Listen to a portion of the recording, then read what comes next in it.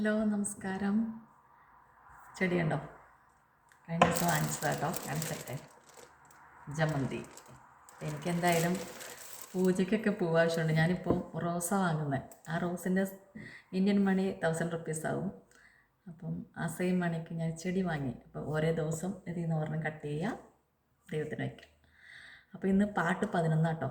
അപ്പോൾ നമ്മൾ വേഗം തന്നെ കഥയിലേക്ക് കടക്കാം. അപ്പോൾ അവിടെ താമസം തുടങ്ങി. പഴയ അപ്പാർട്ട്മെൻറ്റിൽ താമസം തുടങ്ങി ജീവിച്ചുകൊണ്ടിരിക്കുന്നു. ആ സമയത്ത് ഭയങ്കര ദേഷ്യം. കുഞ്ഞ് ഒരു ചെറിയ കുട്ടിയാണ്, 1 വയസ്സ് പോലും ആവാത്ത കുഞ്ഞാണ്. കുഞ്ഞ് അതുപോലെ തന്നെ നമ്മൾ ചെയ്യണതിനെല്ലാം തൊട്ടതിനും പിടിച്ചതിനൊക്കെ ദേഷ്യം. അങ്ങനെ താമസിച്ചുകൊണ്ടിരിക്കുന്ന സമയത്ത് ഇദ്ദേഹം ജോലിക്ക് പോകുന്നുണ്ട്. വീട്ടിൽ വൈഫ് വീട്ടിലിരിക്കുന്നു, എൻ്റെ കൂട്ടുകാരി വീട്ടിലിരിക്കുന്നു. അങ്ങനെ ദേഷ്യപ്പെട്ട് എല്ലാത്തിനും കറിക്ക് ഉപ്പ് കൂടി. അപ്പോൾ എൻ്റെ കൂട്ടുകാരി വെജിറ്റേറിയൻ ആണെന്ന് വെച്ചാൽ മീൻ കഴിക്കും, നോൺ വെജ് ഒന്നും കഴിക്കും, മറ്റേ ചിക്കൻ അങ്ങനത്തെ ഇറച്ചികളൊന്നും കഴിക്കില്ല. അപ്പം അങ്ങനത്തെ സാധനങ്ങളൊക്കെ വരുമ്പോൾ പിഗ് പോലത്തെ സാധനങ്ങളൊക്കെ കറി വയ്ക്കും. പിഗാണെന്നൊന്നും അറിയത്തില്ല, ഇവിടുത്തെ രീതിയിലുള്ള ഇറച്ചിയാണ് ഈ ബോക്സിൽ തന്നെ. അപ്പോൾ അങ്ങനത്തെ സാധനങ്ങളൊക്കെ കറി വെച്ചാൽ അതിന് ഉപ്പ് കൂടി അതിന് പ്രശ്നം, അങ്ങനെ പ്രശ്നങ്ങൾ. പിന്നെ ഒത്തിരി ചോക്ലേറ്റൊക്കെ കഴിക്കും. ഇപ്പോൾ കുഞ്ഞിന് ചോക്ലേറ്റൊക്കെ കൊടുക്കുമ്പോൾ അത് നിരുത്സാഹപ്പെടുത്തുമ്പോൾ നമ്മൾ കേട്ടിട്ടുണ്ട് കുഞ്ഞിനാണ് കൊടുക്കരുത്. കുഞ്ഞ് എന്തായാലും വൈകുന്നേരം അപ്പോൾ വലുതാകുമ്പോൾ കുഞ്ഞ് കഴിക്കും. അപ്പോൾ കാരണം ആ കുഞ്ഞുണ്ടായ സമയത്ത് കുഞ്ഞ് കുറച്ച് വാട്ടർ ബ്രേക്കായിട്ട് നേരത്തെ വന്നതാണ്. സമയത്തിന് മുമ്പ് ഒരു മാസത്തിന് മുമ്പ് കുഞ്ഞ് ഉണ്ടായി, ഡോക്ടർ പറഞ്ഞ ഡേറ്റിന് മുമ്പ്. അപ്പോൾ ഷുഗർ ആ സമയത്ത് പ്രഗ്നൻസി ഷുഗറൊക്കെ എൻ്റെ കുട്ടിയായിരിക്കുന്നുണ്ടായിരുന്നു.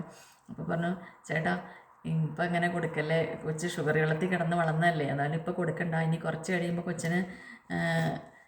കൊച്ച് എന്തായാലും മിഠായി വലുതാകുമ്പോൾ കഴിക്കും, അപ്പോൾ കൊടുത്താൽ മതി, നിർബന്ധിച്ച് കൊടുക്കണമെന്ന് ചോദിക്കും. അപ്പോൾ അത് പറയുമ്പോൾ ഇദ്ദേഹത്തിന് ദേഷ്യം വന്നിട്ട് ഇദ്ദേഹം പറഞ്ഞത് അവിടെ ചെന്നിട്ട് വലിയ മിഠായിയൊക്കെ വാങ്ങിച്ചിട്ടുണ്ടോ, വലിയ വാങ്ങിച്ചത് കൊടുക്കാൻ പറഞ്ഞു. ആദ്യത്തെ സംഭവമാണ് കേട്ടോ അത്, തുടക്കമാണ്. എന്നിട്ട് വലിയ മിഠായി വാങ്ങിച്ചു കൊണ്ടുവന്ന് വലിയ ചോക്ലേറ്റ് കിട്ടും നോർവേയിൽ. ആ ചോക്ലേറ്റ് കുറച്ച് അദ്ദേഹം ഓൾറെഡി കൊടുത്തു കഴിഞ്ഞു. 1 വയസ്സായിട്ടില്ല. അപ്പോൾ 1 വയസ്സാക്കി ഡൗട്ട് ഉണ്ട് കേട്ടോ, 1 വയസ്സ് കഴിഞ്ഞോ 1 വയസ്സായോന്ന്. അപ്പോൾ അവർ പറഞ്ഞത് ഞാൻ മറന്നുപോയി. അപ്പോൾ മിഠായി, അപ്പോൾ അതിന് വലിയൊരു പീസ് എടുത്ത് ആ കുട്ടി അവളുടെ കൊടുത്തെന്ന് പറഞ്ഞു. അദ്ദേഹം പറഞ്ഞു ഇത് കൊടുക്കാൻ പറഞ്ഞു. അപ്പോൾ ആ കുട്ടി അത് നിരസിച്ചു. ഞാൻ കൊടുക്കൂല, ചേട്ടൻ കൊടുത്തോളം പറഞ്ഞു. അപ്പോഴത്തേക്കും ദേഷ്യമായി ആ കുഞ്ഞിൻ്റെ വായിലേക്ക് ആ ബാക്കി മിഠായി അങ്ങനെ തള്ളിക്കയറ്റി കഴിഞ്ഞ് കുഞ്ഞ് കരഞ്ഞോണ്ട്, കുഞ്ഞിനെ അറിയത്തില്ലോ. പിന്നെ അതിൻ്റെ കുഞ്ഞ് ഷർട്ട് ഇട്ടേക്കുക, ഷർട്ടിൽ പിടിച്ചങ്ങ് വട്ടം കറക്കി. പിന്നെ അതുപോലെ തന്നെ അടുത്ത കേസ്, നമ്മൾ പുറത്തൊക്കെ പോകുമ്പോൾ ഇവിടുന്ന് എല്ലാവരും പോകുമ്പോൾ ഈ പ്രാമിലാണ് പോണത് കുഞ്ഞുള്ളവരൊക്കെ. അപ്പോൾ നമ്മൾ എടുത്തുകൊണ്ടല്ല പോണേ. പ്രാമിൽ പോകുമ്പോൾ ഇവിടെ സൺ വരുമ്പോൾ ചണങ്ങി നല്ല വെയിലായിരിക്കും. അപ്പോൾ കുഞ്ഞു ഭാവിയല്ലേ, മുഖത്തേക്ക് അടിക്കുമെന്ന് ഈ കുട്ടി പറയും, ചേട്ടാ ഒന്ന് ആ പ്രാമിൻ്റെ സാധനം ഒന്ന് കവർ ചെയ്ത് വയ്ക്കാൻ പറയും. നോ കവർ ചെയ്യാൻ പറ്റില്ല. അപ്പോൾ തൊട്ട് ഇങ്ങനെ നമ്മൾ ഇത്ര വിദ്യാഭ്യാസമുള്ള ഒരാളാണ്. പണ്ടൊക്കെ ആ കുട്ടി എന്നോട് പറഞ്ഞത് വിചാരിച്ചിരിക്കുന്നത് ഒരു അധ്യാപകനായല്ലോ, കോളേജിലെ പ്രൊഫസറാണ്. ഇത്രയും വിദ്യാഭ്യാസമുള്ള ആളാകുമ്പോൾ ഇങ്ങനെ തെറിയ അനാവശ്യങ്ങളൊന്നും പറയില്ല. കാരണം നമ്മൾ നമ്മുടെ സാറന്മാരെ അത്രയും റെസ്പെക്റ്റ് കൊടുത്താണ് പഠിക്കുമ്പോഴൊക്കെ നമ്മൾ കാണണല്ലേ, ഞാൻ ഉൾപ്പെടെ. എൻ്റെ സാറുമാരൊക്കെ ആയാലും നമുക്ക് പണ്ടൊക്കെ ബസ്സിൽ കയറുമ്പോൾ കോളേജിലെ സാറുമാർ കയറണമെങ്കിൽ നമ്മൾ എഴുന്നേറ്റ് കൊടുക്കും, അവരെടുത്ത്. മാതാപിതാ ഗുരു ദൈവം എന്നൊക്കെയല്ലേ പറയണത്. അപ്പോൾ അതുപോലെ അപ്പോൾ ഒരു അധ്യാപകൻ എന്ന് പറയുമ്പോൾ അതുപോലെ ഒരു റെസ്പെക്റ്റാണ്. അധ്യാപകനല്ലേ, ചീത്തവാക്കുകൾ പറയില്ല. അങ്ങനെ അത് ആ കുട്ടി അദ്ദേഹത്തോട് തന്നെ സംസാരിച്ചിട്ടുണ്ട്. ഇപ്പം എന്ത് തോന്നുന്നു, ഇപ്പോഴാണ് പിന്നെ അതുപോലെ തെറിയും അനാവശ്യങ്ങളാണ് നടന്നു പോണ റോട്ടിൽ. അപ്പോൾ ഒരിക്കലും പ്രതീക്ഷിക്കില്ല. അപ്പം മറ്റുള്ളവർക്ക് ഭാഷ അറിയില്ലെങ്കിലും എന്തോ ബുദ്ധിമുട്ടുകൾ, ചീത്ത കാര്യങ്ങളാണ് സംസാരിക്കുന്നതെന്നും ചീത്തയാണെന്ന് മനസ്സിലാക്കാൻ പറ്റും. അപ്പോൾ അങ്ങനെ നല്ല കുറേയും അങ്ങനെ അനാവശ്യം, അങ്ങനെ ഒരു ഷോപ്പിങ്ങിന് പോകണം കേട്ടോ, പോണ വഴിക്കാണ് ഇങ്ങനെ പറയണത്. അപ്പോൾ അവിടെ ചെന്ന് ഷോപ്പിംഗ് കഴിഞ്ഞ് തിരിച്ചു വന്നു. പിന്നെ അവിടെ ഇരുന്ന് തന്നെ കുഞ്ഞിനെ കൊല്ലും എന്നുള്ളത് പറഞ്ഞു തുടങ്ങി. കുഞ്ഞിനെ കൊല്ലും എന്ന് പറഞ്ഞു തുടങ്ങുമ്പോൾ കുഞ്ഞിനെ എന്നാൽ പിന്നെ ഇവരോട് പറയുകയാണ് നാട്ടിലേക്ക് തിരിച്ചയക്കുക. ഇവർ നാട്ടിൽ നോളം, ഇവിടെ നിൽക്കുമ്പോഴല്ലേ പ്രശ്നം, ഇവിടെ ഭക്ഷണത്തിന് പ്രശ്നം, എല്ലാത്തിനും പ്രശ്നമാണ്. അപ്പോൾ നാട്ടിൽ പോയി നിൽക്കാമല്ലോ. അപ്പോൾ അദ്ദേഹം എന്തെങ്കിലും വിടും, നാട്ടിൽ നിന്ന് നാട്ടിലേക്ക് വിടുകയാണെങ്കിൽ കുഞ്ഞിനെ ജീവനോടെ വിടില്ല, ബോഡിയായിട്ട് കട്ട് ചെയ്ത് 7 കഷ്ണങ്ങളായിട്ട് ബോഡിയായിട്ട് വിടാമെന്ന്. അങ്ങനെയൊക്കെ പറയണതിന് തന്നെ, എൻ്റെ നാവിൽ നിന്ന് പറയണത് തന്നെ ഭയങ്കര ബുദ്ധിമുട്ടാണ്. അത് പറഞ്ഞ കാര്യങ്ങളാണ്. അപ്പോൾ അങ്ങനെ കട്ട് ചെയ്ത് വിടാമെന്ന്, ജീവനോടെ കുഞ്ഞിനെ വിടൂലാന്ന്.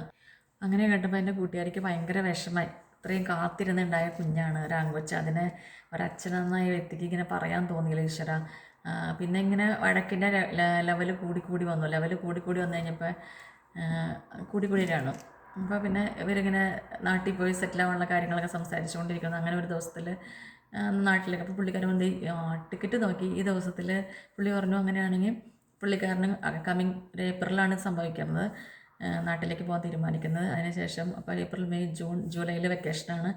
ഈ ജൂണിൽ ഞാൻ നാട്ടിലേക്ക് വരാം, ഞാനും പിന്നെ അവിടെ നിൽക്കാമെന്ന് കുട്ടിയുടെ ഹസ്ബൻഡ് പറഞ്ഞു. അപ്പോൾ അദ്ദേഹം അങ്ങനെ പെട്ടെന്നൊരു ദിവസം അദ്ദേഹം എല്ലാ ദിവസവും ഒന്നും കോളേജിൽ പോകേണ്ട, വർക്ക് ഫ്രം ഹോമാണ്, വീട്ടിൽ നിന്ന് ഓൺലൈനായിട്ട് ക്ലാസ് എടുത്താൽ മതി. അപ്പോൾ അദ്ദേഹം പറഞ്ഞു ഇന്ന് ടിക്കറ്റ് കുറവാണല്ലേ, റേറ്റ് കുറവാണ്, ഇന്ന് ഞാൻ അടുത്ത 2 ദിവസത്തേക്ക് കഴിഞ്ഞിട്ടുള്ള ടിക്കറ്റ് ബുക്ക് ചെയ്യാം. അങ്ങനെ ടിക്കറ്റ് ബുക്ക് ചെയ്ത് എടുത്തിട്ടോ. അപ്പം നാട്ടിൽ പോയിട്ട് അദ്ദേഹം വാടകയ്ക്ക് ഒരു വീട് എടുത്തുതരാം, വീടില്ലല്ലോ, വീട് എടുത്തുതരാം എന്നൊക്കെ പറഞ്ഞാൽ അങ്ങനെ വിടുന്നത്. പോണ സമയത്ത് കുട്ടിയുടെ വീട്ടിൽ പോയി നിൽക്ക്, ഒരു വീടൊക്കെ എടുത്തുതരാം. അപ്പോൾ ഏപ്രിൽ 20 നിങ്ങൾ ഈ കഥയുടെ മൊത്തത്തിൽ മനസ്സിലാക്കണം, ഈ ആളുടെ ക്യാരക്ടർ മനസ്സിലാക്കണം. ഇദ്ദേഹം ആദ്യം ആഫ്രിക്കക്കാരിനെ കെട്ടി, അത് കഴിഞ്ഞിട്ട് വേറൊരാളെ കെട്ടി, അത് കഴിഞ്ഞിട്ട് വേറൊരാളുടെ ലിവിങ് ടുഗദർ കൊളീഗായിട്ട്, അത് കഴിഞ്ഞ് എൻ്റെ ഫ്രണ്ടായ ഈ കുട്ടീനെ കെട്ടി, അത് കഴിഞ്ഞ് ആ കുട്ടിയായിട്ട് ഇപ്പോൾ ജീവിച്ചുകൊണ്ടിരുന്ന് ആ കുട്ടീനെ നാട്ടിലേക്ക് ഏപ്രിൽ 23-ാം തീയതി ഇവിടുന്ന് Bergen to Germany, Germany to Bangalore to കൊച്ചിനിൽ ഇറങ്ങി. അപ്പോൾ 23-ാം തീയതി പോയി 24-ാം തീയതി അവിടെ എത്തി. നമ്മൾ 1 ഡേ ട്രാവൽ ചെയ്യണം. അവിടെ എത്തിക്കഴിഞ്ഞ് കുട്ടിയുടെ വീട്ടിൽ താമസിക്കുന്നു. അപ്പോൾ ഇവിടുന്ന് തണുപ്പിൽ നിന്ന് പോയതുകൊണ്ടും അവിടെ ചെന്നപ്പോൾ AC ഇല്ലാത്തതുകൊണ്ടും ഭയങ്കര കരച്ചിലാണ് കുഞ്ഞ്. അങ്ങനെ പോണ വഴിക്ക് ജർമ്മനി എയർപോർട്ടിൽ വെച്ച് ഇദ്ദേഹത്തിന് തന്നെ തന്നെ എന്ന് വെച്ചാൽ ഇദ്ദേഹം ഇത്തിരി ഡാർക്കാണ്. അപ്പോൾ അതുപോലെ ബനിയനും ഒക്കെ ഇട്ട് ഒരാളെ കണ്ടപ്പോൾ, താടിയൊക്കെ ഉള്ള ആളെ കണ്ടപ്പോൾ കുഞ്ഞ് ശരിക്കും പറഞ്ഞാൽ അദ്ദേഹം അംഗീകരിച്ചിട്ട് അയാളെ പോയി കെട്ടിപ്പിടിച്ച് അയാളെ എടുക്കാൻ സമ്മതിച്ച്, അങ്ങനെയൊക്കെ ഒരു വൈകാരിക രംഗങ്ങളൊക്കെ ഉണ്ടായിരുന്നു കേട്ടോ. അങ്ങനെ നാട്ടിൽ കുറച്ചാൾ നമ്മൾ എൻ്റെ കൂട്ടുകാരെയും എല്ലാം താമസിച്ചു തുടങ്ങി കഴിഞ്ഞിട്ട് അദ്ദേഹം മെസ്സേജൊക്കെ അയക്കും. പിന്നെ അവിടെ റേഞ്ച് അധികം ഇല്ലാത്ത കാരണം അദ്ദേഹം കണ്ട് കുഞ്ഞിന് AC ഒക്കെ വാങ്ങാൻ പൈസ അയച്ചെന്ന് AC ഒക്കെ വാങ്ങിച്ച് ഫിറ്റ് ചെയ്ത് അങ്ങനെ കുഞ്ഞവിടെ താമസിച്ചുകൊണ്ടിരിക്കുകയാണ്. അങ്ങനെ അവിടെ താമസിച്ച് തുടങ്ങി. അവിടെ എത്തി ഇപ്പോൾ നെറ്റ് കുറവായിരുന്നു, എപ്പോഴും അദ്ദേഹം വിളിച്ചാൽ കിട്ടുമൊന്നുമില്ല. അപ്പോൾ അദ്ദേഹം എന്നാൽ ശരി വയ്ക്കട്ടെ, ഒരു മിനിറ്റ് അങ്ങനെയൊക്കെ വെച്ചിട്ട് അപ്പോൾ കൊച്ചിനോട് സംസാരിക്കും. അപ്പോൾ പിന്നെ നമ്മുടെ ഹസ്ബൻഡല്ലേ, അവിടെ അദ്ദേഹം കുഴപ്പമൊന്നുമില്ലോ, നമ്മളിവിടെ ഇരിക്കുന്നത് ചേട്ടാന്ന് പറഞ്ഞ കാര്യങ്ങളൊക്കെ സംസാരിച്ച് എല്ലാം ചെയ്തുകൊണ്ടിരിക്കുകയാണ് കേട്ടോ. അപ്പോൾ അദ്ദേഹം ഇടയ്ക്കൊക്കെ വിളിക്കും, ഇടയ്ക്കൊക്കെ മെസ്സേജ് അയക്കും, വാട്സപ്പ് മെസ്സേജ് അയക്കും. വിളിക്കുമ്പോൾ കിട്ടത്തില്ല. അപ്പോൾ പിന്നെ ശരി എന്നാൽ നീ മെസ്സേജ് അയക്കുന്നൊക്കെ പറഞ്ഞാൽ അദ്ദേഹം അങ്ങനെ ചെയ്യാറുണ്ട്.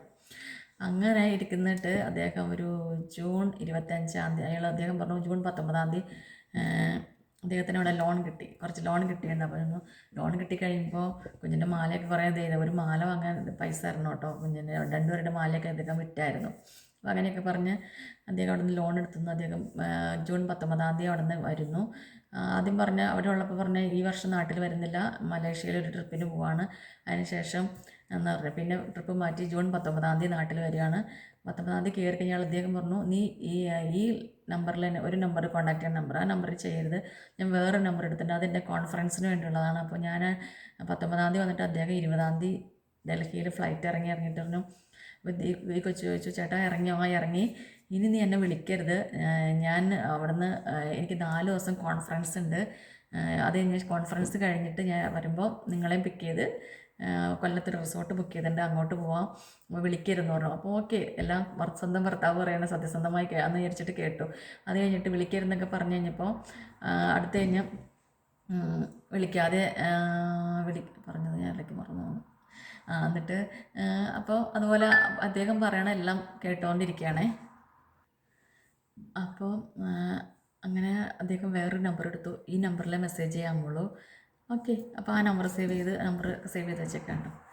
ഇനി 8:56 മിനിറ്റായി. അപ്പോൾ ശരി, thank you for watching my video. Balance നാളെ. ബൈ.